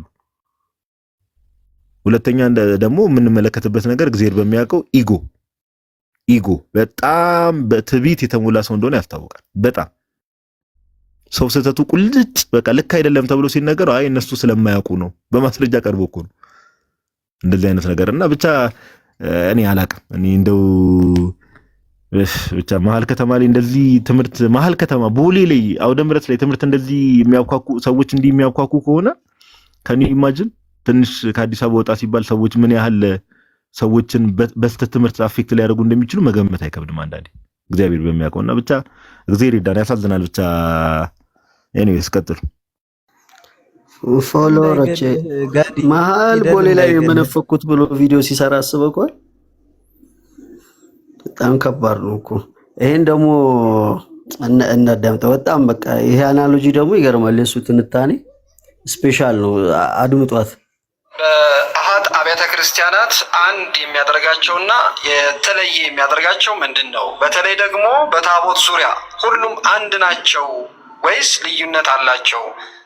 ኢትዮጵያን ጨምሮ ኮንፊደንስ ዩኒቲ ቅድም በእግረ መንገድ ትንሽ ነክቼዋለሁ። ከአሃት አብያተ ክርስቲያናትም በአጠቃላይ ከዓለም አብያተ ክርስቲያናት ጋር በክርስትና በሚለው ስያሜ ከነሱ ጋር ብቻ አይደለም። አሃትም የዓለም አብያተ ክርስቲያናት ስንል ፕሮቴስታንቱንም ወንጌላውያኑንም ኢየሱሳውያንንም ጨምሮ ሁሉም በክርስቶስ አንድ ነው። ኢየሱስ ክርስቶስ በዮሐንስ ወንጌል ምዕራፍ 17 ላይ ወዳጆች እንኳን ከነዚህ ሁሉ ጋር አንድ ልንሆን መካነ ኢየሱስ ከቃለ ሕይወት ጋር እንኳን በክርስቶስ አንድ ናቸው። እስቲ አስጨርሰው። እስቲ አስጨርሰው። ይጨርስ። ሌላ የሚመንፍቅ እሺ፣ ይቀጥል። እስቲ ምን ለማለት ፈልጋለሁ? አባት ሆይ ካውንስሉ ጋር እኛ እንገባለን። እንደሆነ እነርሱም ምን ሆናል እኮ ለዚህ እኮ ጥቅስ ይጠቀሳል። አባቶ እኛ እንደሆነ እነሱም አንድ የሆኑ ዘንድ የሚል እኮ ጥቅስ እኮ ለአሁኑ ለተሰበሰቡት ስሞች እኮ ይጠቀሳል። እስቲ ሐሳቡን አንተሽ ለዚህ ነው የጠቀሰው ዮሐንስ 17 እስኪ መልሰው። ታዲያ አንድ ሐሳብ ልመልስላችሁ። ማርያም ያበደ ኢኩሜኒዝም ተጀምሯል ማለት ነው። አይ እንደዛ ካልሆነ ኢኩሜኒዝም ነው የሚሆነው። ቀጥል። ኢየሱስ ክርስቶስ በዮሐንስ ወንጌል ፕሮቴስታንቱንም ወንጌላውያኑንም ኢየሱሳውያንንም ጨምሮ ሁሉም በክርስቶስ አንድ ነው። ኢየሱስ ክርስቶስ በዮሐንስ ወንጌል ምዕራፍ 17 ላይ የጸለየው ጸሎት አባት ሆይ እኛ አንድ እንደሆንን እነርሱም አንድ ይሁኑ ነው ያለው። ስለዚህ በዓለም ላይ ያለው መለያየት አንድ ቀን አንድ ሆኖ ይመጣል። ክርስቶስ አምላክ ነው፣ ክርስቶስ ፈጣሪ ነው፣ ቃሉ ይፈጸማል። ይሄ አንድነት የሚፈለግ አንድነት ነው። ይሄ አንድነት ግን መንፈሳዊ አንድነት ነው፣ ፖለቲካዊ አንድነት አይደለም። ይሄ አንድነት መንፈሳዊ አንድነት፣ ኢየሱስ ክርስቶስን አምላክ ማለት አዳኝ ማለት ሰማያዊው መንግስት የመናፈቅ አንድነት ነው። ወደ ተጠየቀው ጥያቄ በቀጥታ ስመጣ ግን አሃት አብያተ ክርስቲያናት የሚባሉት 5 ናቸው። ኢትዮጵያ፣ እስክንድሪያ ወይንም ግብጽ፣ ሶሪያ፣ አርመን፣ ህንድ፣ ኤርትራ ሲለው ፍሽ እዚህ ጋር እንደሚል 5 ናቸው። 5ቱ አሃት አብያተ ክርስቲያናት ይባላሉ። እነዚህ አሃት አብያተ ክርስቲያናት በሁሉም ነገር አንድ ናቸው ወይ ነው? በሁሉም ነገር አንድ አይደለንም። ለምሳሌ አሁንም ደግሜ ላለው ፍትሐ ነገሥት ምዕራፍ 1 እና ምዕራፍ 2 አንብቡ። በሃይማኖት ራሱ አንድ ስለ ታቦት አይደለም። ስርዓት ነው የሚነግረን። ያንን የሚያሟላ የትኛው አሃት ቤተክርስቲያን የለም። ምዕራፍ 2 የኢትዮጵያ ቤተክርስቲያንን ብቻ የሚመለከት ነው። 80 መጽሐፍ ቅዱስ ዝርዝርን ነው የሚጽፈው። ማን ነው 80 መጽሐፍ ቅዱስን የሚቀበለው? ከኢትዮጵያ ውጪ ህንድ ነው የሚቀበለው፣ ግብጽ ነው የሚቀበለው፣ አርመን ናት የምትቀበለው፣ ሶሪያ ናት የምትቀበለው። ሁሉም የሚቀበሉት 66ቱን ነው። ኢትዮጵያ ግን 80 መጽሐፍ ቅዱስን የምትቀበል ሀገር ናት። እውነት ቤሊ ነው። ሮማውያን 73 ዝርዝር ያለው ፖዝ አድርገውና ይሄ ሰውዬ ቤሊ ነው። ማርያም የመጀመሪያው ጥያቄ ግን ራሱ ፍትሐ ነገሥቱ ከምንድን ነው የተተረጎመው? ራሱ ፍትሐ ነገሥቱ ማለት ነው ማለት ፍትሐ ነገሥቱ እኮ የኮፕቲክ እኮ ነው ወይም ደግሞ የግብጽ ነው አይደል? ከዛ ነው የተተረጎመው አይደለ? ወደኛ 66 ያለው መጽሐፍስ 66 ያለው መጽሐፍ አይ እንደው 66ቱ ጋር ራሱ ከመድረሳችን በፊት በማለት የመጀመሪያው ከኮፕቲክ ከተቀበልነው ያው እናት ቤተክርስቲያናችን ስለሆነች ማለት ነው። ከዛ ከተቀበልነው ለምሳሌ የኢትዮጵያ አድርጎ ፍትሐ ነገሥቱን ሲናገር ሰምተነዋል። አሁን ከዛን የኢትዮጵያ አድርጎ ደግሞ ማንን ሌሎቹን ማለት ነው አሃት ቤተክርስቲያን እና ስፔሻሊ የመጀመሪያ ተጠሪ የሆነችው የግብጽ ቤተክርስቲያን ትሆናለች ማለት ነው። አሁን ይሄ በጣም ከባድ ነገር ነው። ራሱ ፍትሐ ነገሥቱን አንስቶ መልሶ ራሱ ኮፕቲክ እንደመናገር በጣም ከባድ ያደርገዋል ማለት ነው። ኤኒዌይስ ግን ሃይማኖትና ዋናው ነጥብ ቴዎሎጂ ትምህርት ቤት እንግዲህ አልፏልም አስተምሯልም ከተባለ ሰው ሃይማኖትና ኦር ዶግማና የቢብሊካል ካነንን መለየት አለመቻል ባይሰልፍ አሁን አንድ አይደለንም ብሎ እንደ ትልቅ የሃይማኖት ልዩነት አደረገና ቢብሊካል ካነን የመጽሐፍ ቅዱስ እሱ ነው እኮ እኔም ሐሳቤ ነበረኝ። ቅድም ስነግርህ አልነበረ ስጽፍልህ አልነበር ጋድ ሲፕሪያን የሚናገረውን አስታወሰኝ። ድርሳን 1 ላይ ሴክሽን 4-5ን ቼክ ስናደርግ ቆጵሪያኖስ ማለት ነው ቅዱስ ቆጵሪያኖስ እና ልክ ቤተክርስቲያን እንደ ፀሐይ ጨረር ናት ይላል እና መሰረቷም ምንጯም አንድ ነው እና ምንጯም አንዱ ነው፣ መሰረቷም አንዱ ነው ስለምትቀጥል እንደው በየትኛውም በኩል ጨረሯ በየትኛውም የዓለም ስፍራ ቢዳረስ ራሱ አንዲት ሆና ነው የምትቀጥለው። ልክ እንደ ዛፍ እንደ ፀሐይ እያለ ይመስላል ሐዋርያው ቅዱስ ጳውሎስ በዚህ በቆሮንቶስ መልእክቱ ምዕራፍ 10 ላይ ያንኑ የጌታን ስጋ ስለምንካፈል የትኛውን አንዱን የጌታን ስጋ ስለምንካፈል ሁላችን ስንትነን ብዙ ስንሆን የተባለው ይሄ ኢትዮጵያም ያለን ክርስቲያኖች ግብፅም አለን በየሀገራቱ አለን አይደለ? እና ብዙዎች ስንሆን ሁላችን ምንድነን? አንድ አካል ነን። እና ራስ የሆነላት ቤተክርስቲያንን ዩኒቨርሳሊን አሮኖ ይነሳ አላቅም ባይዘዌ የኒቂያውና የቆስጠንጥንያውን ጉባኤ የእምነት መግለጫ ማየት ነው። ባይዘዌ እሱን መካድ ማለት ነው። በነገራችን ላይ we believe in one holy apostolic catholic church አይደለ? እና አንዲት የሆነ አሁን ስናየው ግን አልኮሆሊክም ተጨምሯል መሰለኝ። ኧረ እኔ ግራ ገባኝ እኮ ኖ ጋዲ ግን የምሬን ሰምተዋል። አንድ አይደለንም ካልክ በቃ የኒቂያውና የቆስጠንጥንያውን ጉባኤ ጸሎት ሃይማኖትን ክዳሃል ማለት ነው። ኧረ ተው በእናትህ እየሳቀብን ነው ላይቡን እያየ ጀለስ ጠላ ቀምሷል ብያለሁ እኮ እኔ ያው ዝክር ምናምን ስላለ ጉሹንም ነው የቀመሰው፣ ጠላውን ብቻ አይደለም። ራችን ላይ ሰላም ለእናንተ ይሁን ለሁላችሁ። እሰማለሁ። አለን መምሬ። አዎ ዲያቆን ቀጥሉ፣ ይሰማል። ሰላም ለእናንተ ይሁን። ደህና ናችሁ? እግዚአብሔር ይመስገን ደህና ነኝ። ይመስገን። ደህና አላችሁልኝ? አለን እግዚአብሔር ይመስገን። ቀጥሉ። አንተኑ ላይ አሁን ትልቁ አንዱ ብዙ ጊዜ በሊቅነት መደብ የምናስቀምጣቸውን መምህራን አይሳሳቱም ወይንም ሊሳሳቱ አይችሉም የሚል አመለካከት እንዲሁ በጭፍን ከምንከተል አካላት ራሱ መኖሩ ሌላው ስተታቸውን እንዳያርሙ እድል የማይሰጥ ነው።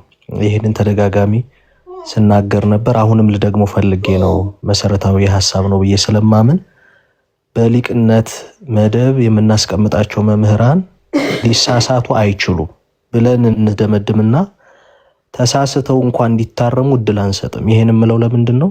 አንዳንድ አስተያየቶችን ስሰጥ በውስጥም እሱ ሊሳሳት አይችልም፣ ስለዚህ እናንተ ልታርሙት አትችሉም የሚል ግብረ መልስ ስለገጠመኝ በጣም ገርሞኛል። ምክንያቱም በቤተክርስቲያናችን ብፁዓን አባቶቻችን ሳይቀሩ ብፁዕ ፓትርያርኩን ሳይቀር ሰው እንደመሆናቸው ምንም እንኳን በሹመት በመንፈስ ቅዱስ ጸጋ የተጎበኙ ቢሆኑም ሊሳሳቱ ይችላሉ የሚል እምነት ባለባት ቤተክርስቲያን ውስጥ ሆነን እንዲህ አይነት በሊቅነት መደብ ያሉ መምህራን ሲሳሳቱ በጭፍን የሚከተሉ ሰዎች የነሱን ስህተት እንዳይታረሙ ራሱ በር መዝጋት፣ እንደው ተሳስተናል ልክ ነው ብለው እንኳን ወደ ቀልባቸው ተመልሰው ራሳቸውን እንዳያርቡ ራሳቸውን እንዳያዩ በር የሚዘጋ በጣም በጎ ያልሆነ ቤተክርስቲያንን ዋጋ የሚያስከፍል አመለካከት ሆኖ አግኝቼዋለሁ።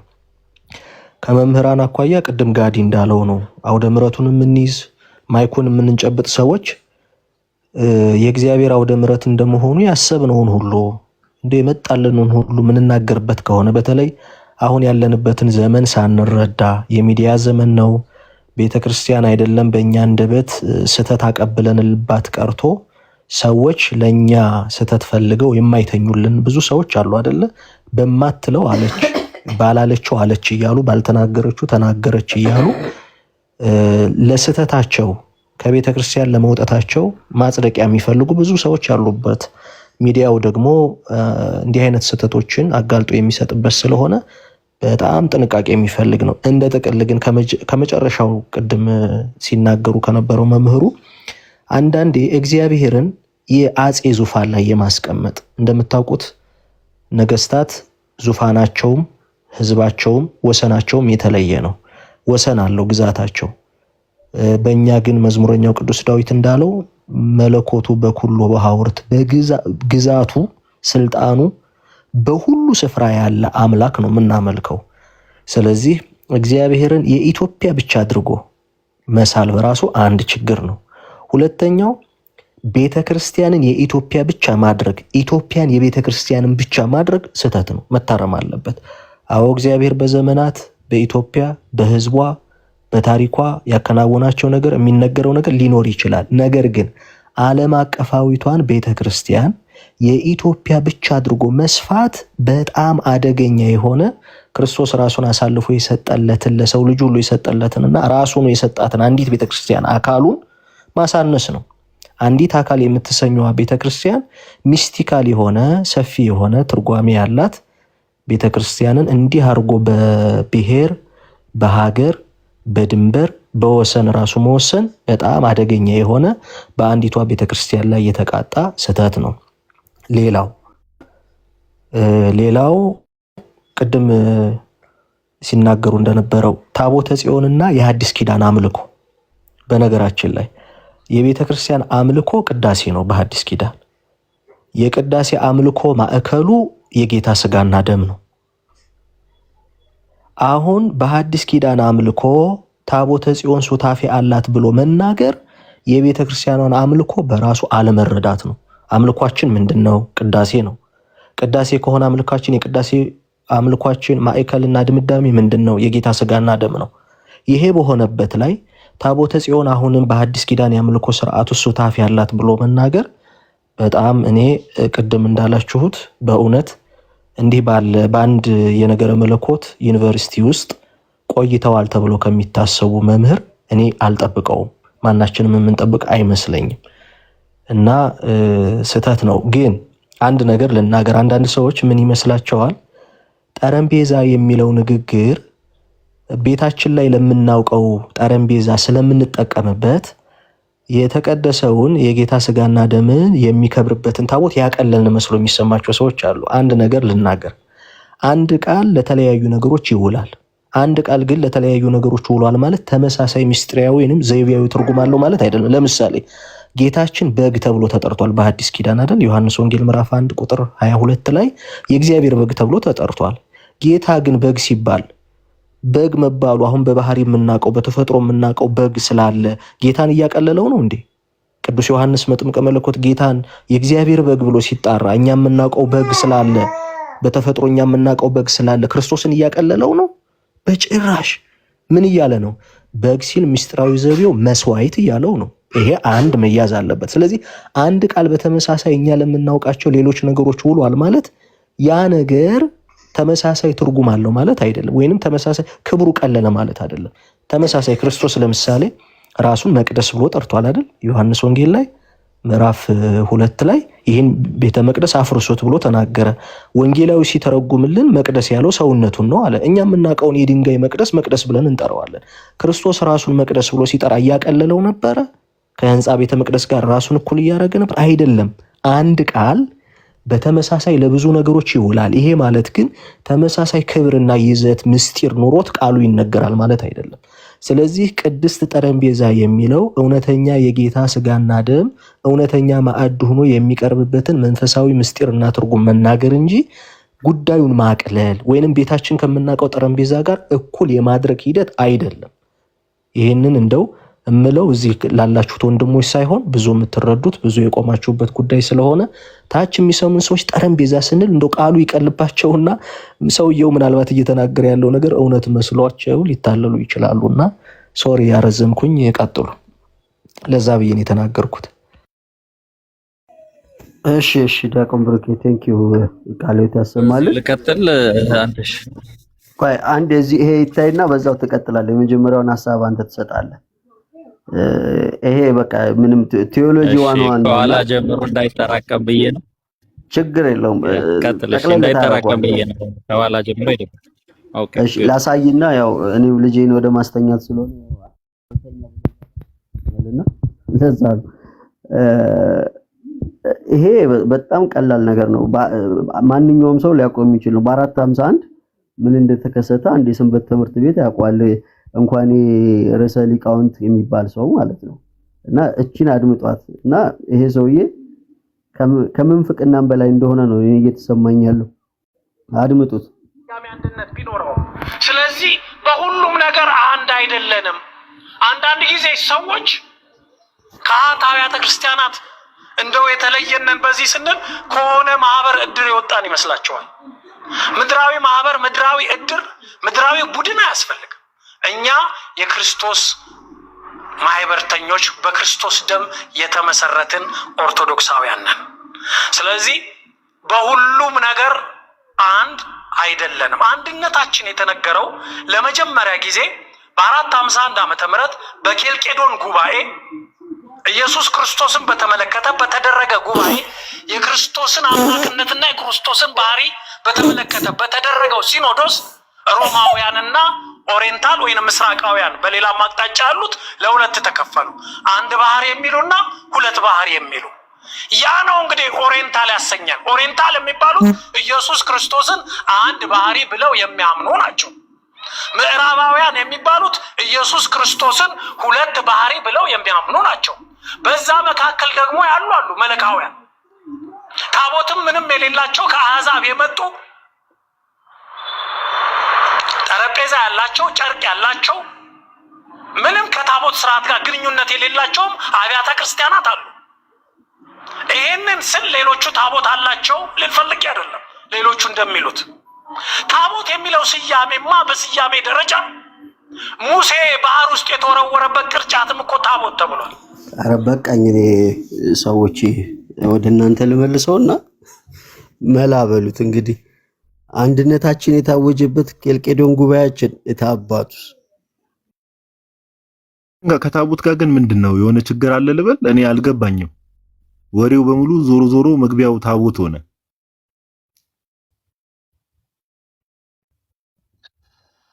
የነ እህተ ማርያም አይደው ኤግዛክትሊ እንደዚህ ነው አስተምሯቸው። አንድ በጭራሽ ኦርቶዶክስ አንባልም የሚሉት ለዚህ ነው። ርትዕት ነንኛ ብለው ስማቸውን የቀየሩት ኦርቶዶክስ የሚለውን ተርም ራሱ የሚጸየፉት ለዛ ነው። እና ይሄ ሰውዬም አሁን የሚያስተምረው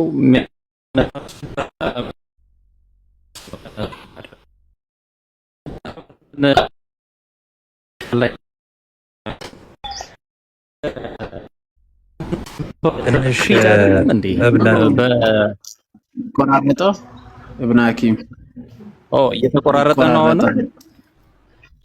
ኔትወርክ ነው መሰለኝ። አሁን እስቲ አውራ አቆማለሁኝ። አሁን እንዴት ነው? እስቲ አሁን እንዴት ነው ስትል ተሰምቷል። እስቲ ከሆነ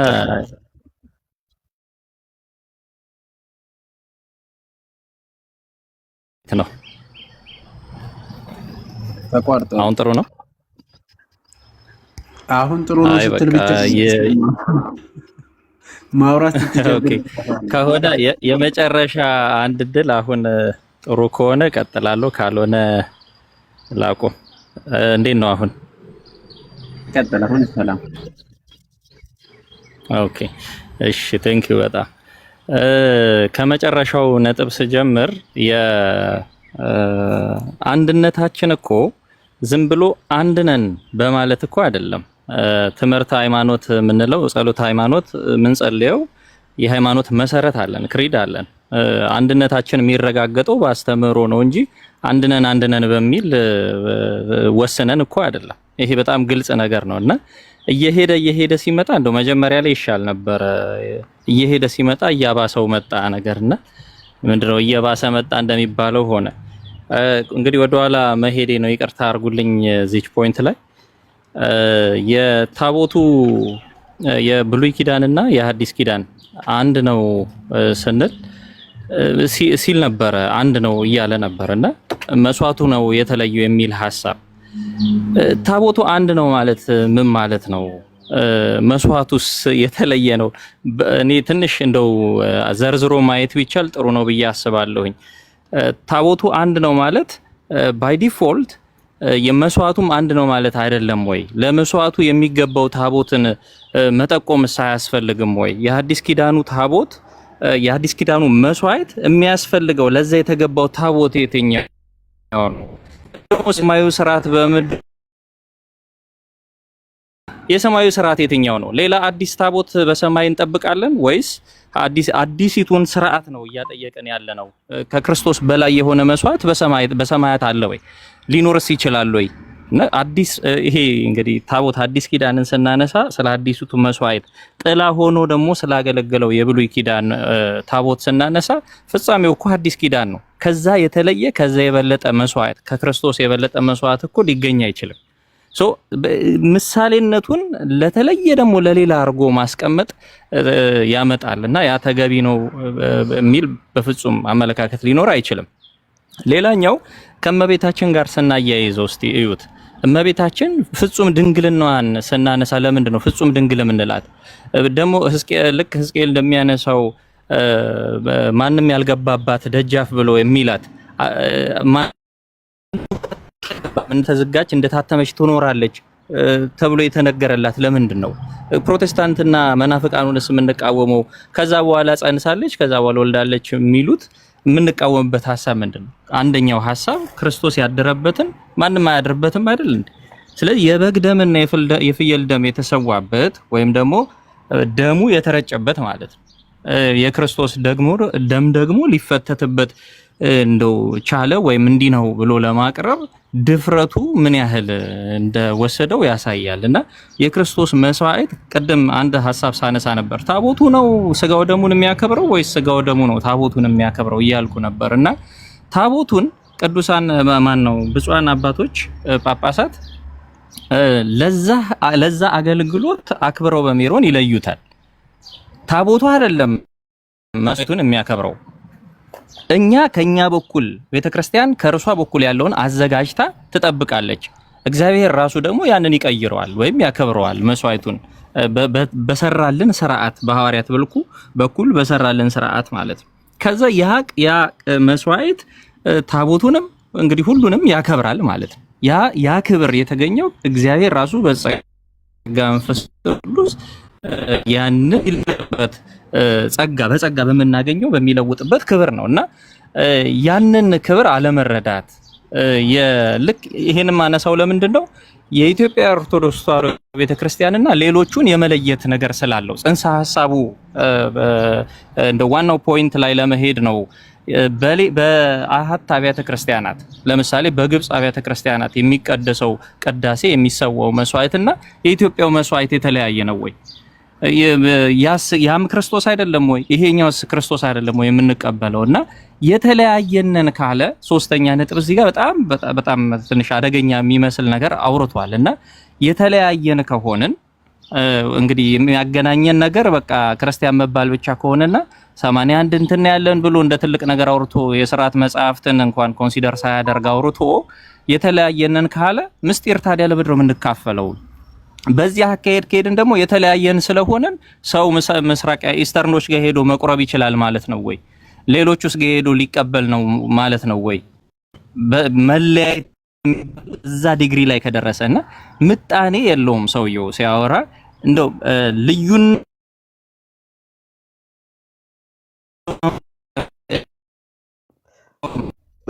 በጣም ነው የምትቆራረጠው እብነ በጣም ነው የምትቆራረጠው። በቃ ከሆነ ለመስማት ሞከረ ግን እሺ ነበር ቃሎት ያሰማል። እንግዲህ ኔትወርክ ስላላስጨረሰ ይቅርታ። ትንሽ ሁለት ደቂቃ ውሰዱና ዮሐዴ ሐሳብ ስጡና እኔም ልጨርስ። ኦኬ እሺ ቃሎት ያሰማልን ሁላችሁም። አይ ቲንክ እንግዲህ እንደተመለከታችሁት በጣም ትንሽ ዊርድ ነገሮች ናቸው። እኔ ብቻ የእንትኗን አንዴ ላሳይና ቅድም መጽሐፈ ሰዓታት የተባለውን ከዛ እስቲ አይ ቲንክ ይታያል መሰለኛ መጽሐፈ ምስጢር ማለት ነው።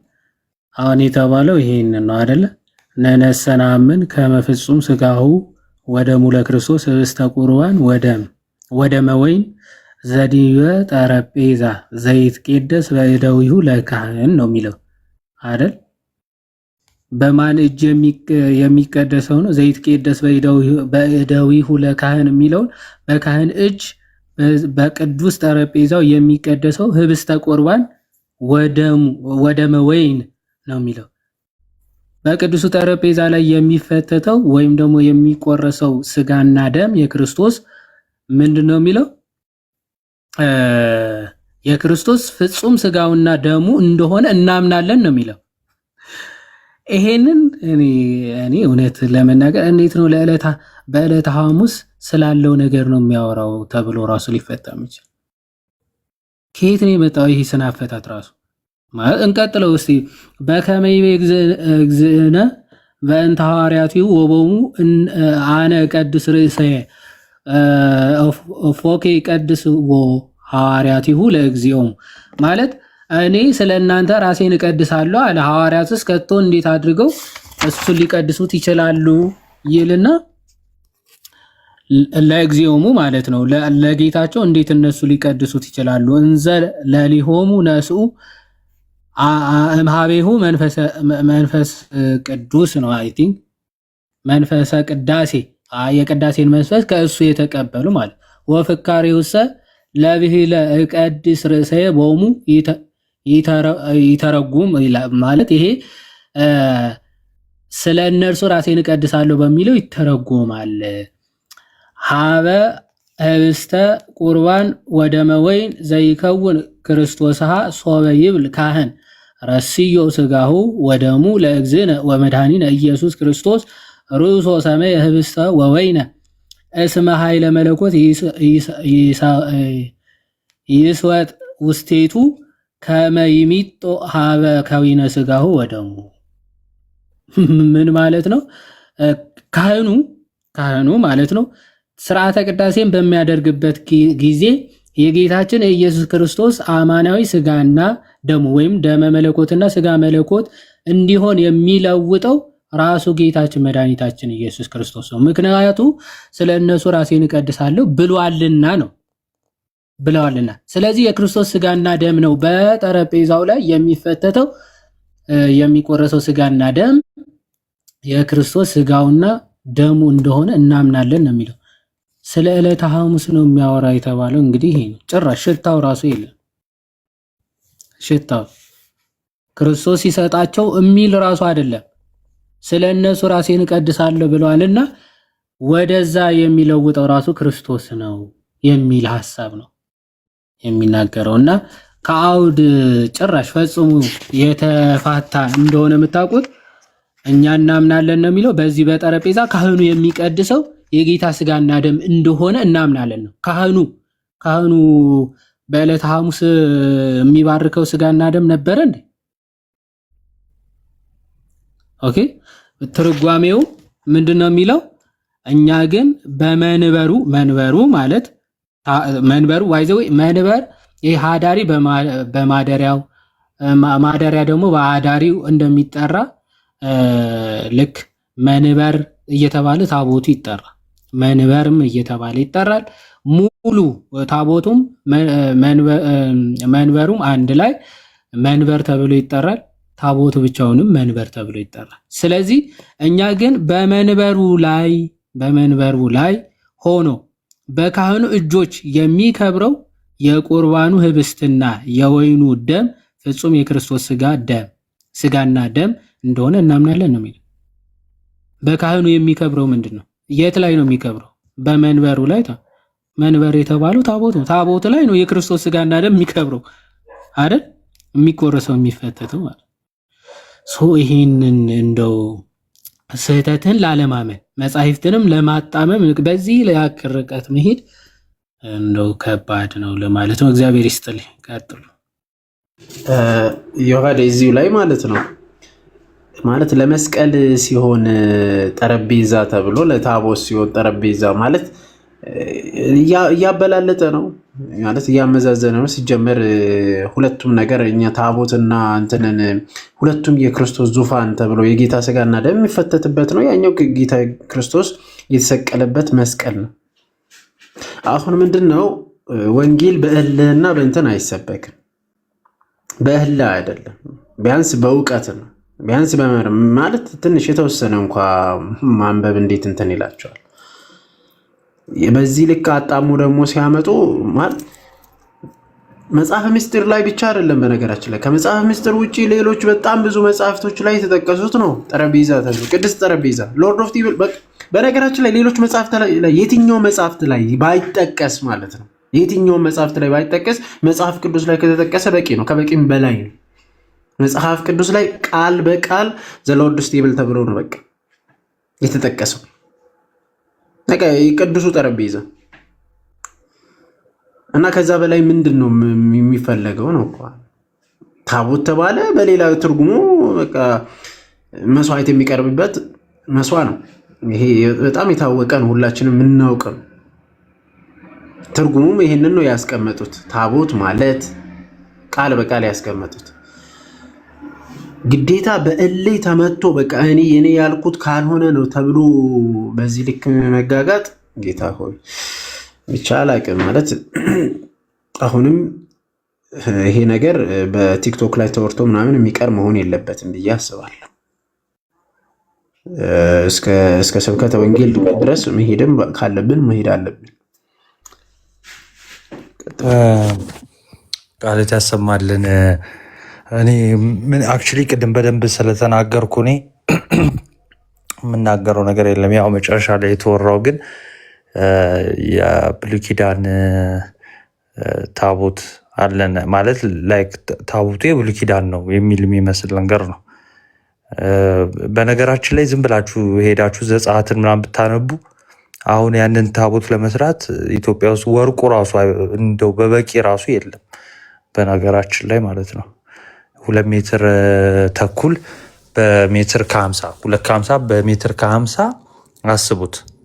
ይሄን ሁሉ በውስጥም በደጅም የሚለበጥ ወርቅ እንደው ይሰራ እንኳን ቢባል የለም ኢትዮጵያ ውስጥ፣ አፍሪካ ውስጥ ማለት ይቻላል። ያው ለግነት ያለኝ ወይስ ግን በዋናነት ግን ምንድነው እንግዲህ ያ የብሉይ ኪዳን ታቦት ነው ከተባለ ሐዋርያው ቅዱስ ጳውሎስ እንግዲህ ሕጉ ተሽሯል አይለንም ነበር። ሕጉ ማለት ይሄ የሌዋውያን ወይ ደግሞ የመቅደሱ አገልግሎት ማለት ነው።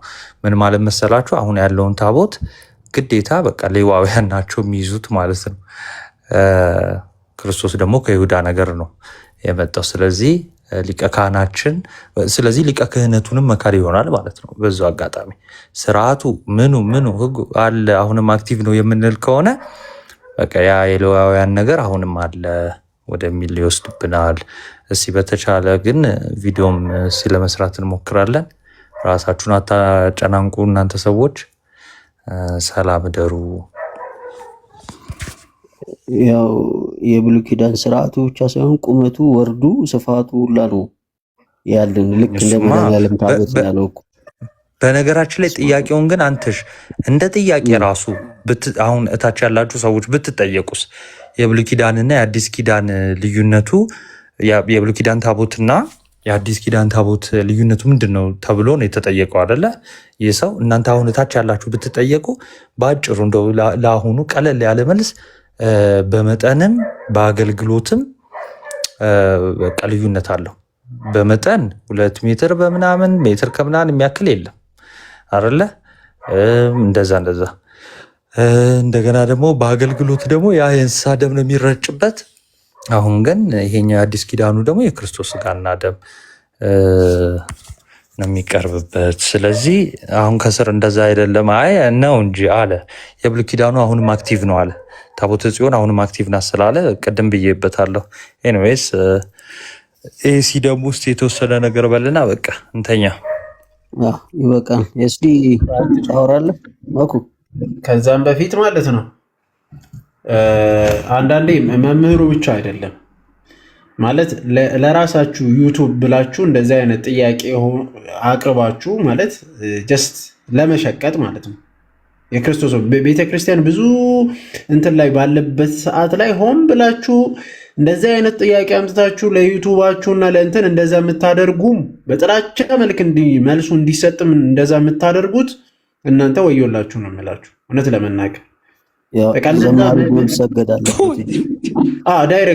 ዳይሬክት መኩ ወዮላችሁ ማለት ጀመረ።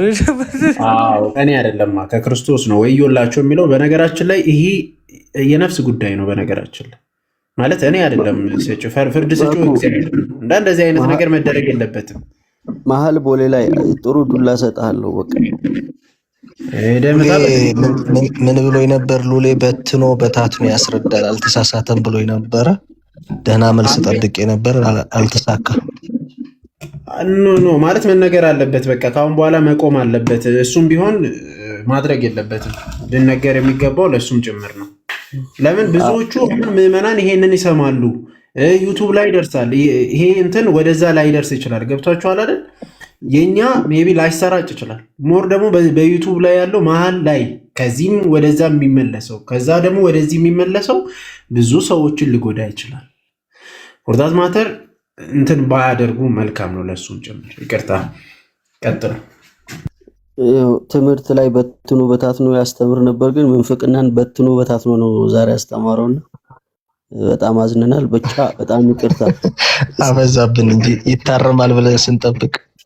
ኧረ በጣም በሉ እንግዲህ መተኛቴ ነው። ሰላም ደሩ። በጣም አመሰግናለሁ። ደህና ደሩ። እሺ ሰላም ሁኑልኝ። እሺ ነገ ደግሞ በሰፊው እንሄድበታለን።